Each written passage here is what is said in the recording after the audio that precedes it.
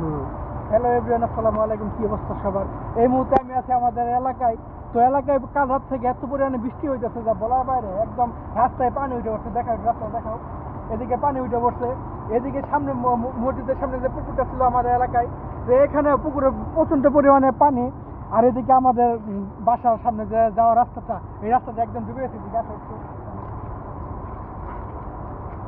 এই যে আমাদের রাস্তা, এলাকায় ঢুকার মেন রাস্তা, এই রাস্তার দুপাশে দুটো পুকুর, যার কারণে পানি উঠে একদম ভরে গেছে। তো ওই সামনে রাস্তাটা একটু জুম করে দেখা, সামনে রাস্তাটা দেখা, ঠিক জুম কর। ওই রাস্তাটা একদম পানি একদম ভরে গেছে গা, যার কারণে মানুষের চলাচল অসুবিধা হইতেছে। যারা ধান লাগাইছিল তাদের ধান অনেক ডুবে যাইতেছে। অনেকের মাছের প্রজেক্ট আছে, মাছের প্রজেক্টের ডুবে যাওয়ার কারণে মাছগুলো সব বেড়ে যাইতেছে। এদিকে সামনে আমাদের পানি নিষ্কাশনের তেমন একটা ব্যবস্থা নেই। পৌরসভার লোকেদের দৃষ্টি আকর্ষণ করবো, যারা পৌরসভার দায়িত্বে আছেন তারা অবশ্যই এদিকে একটা ড্রেনের ব্যবস্থা করে দেবেন, যেন আমাদের এই দুর্ভোগ যেন না পোহাইতে হয়।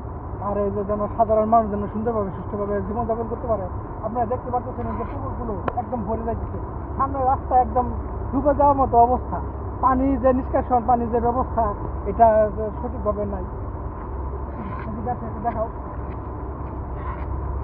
সামনে দেখেন, রাস্তা একদম ডুবে গেছে। খুব খারাপ অবস্থা মানুষের। বাসা বাড়িতে একদম পানি উঠে পড়তেছে। এদিকে রাস্তাটা একটু দেখা,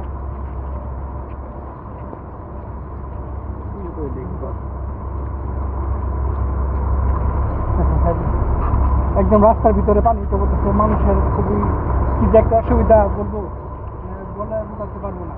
তো সবাই সাবধানে থাকবেন, যেখানে থাকেন সাবধানে থাকবেন।